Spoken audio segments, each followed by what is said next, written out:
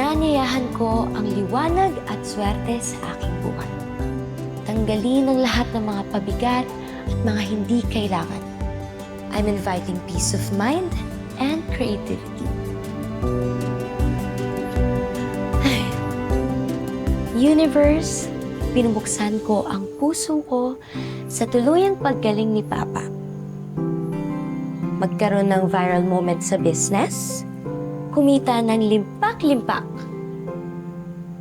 magkaroon ng sariling restaurant, makamit ng Korean celebrity, at makapag-travel sa Korea.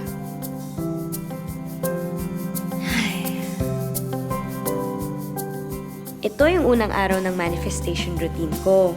Tapos gagawin ko for 28 days. Manifestation. Mga hiling na binabato ko sa universe para i-attract yung mga gusto ko sa buhay.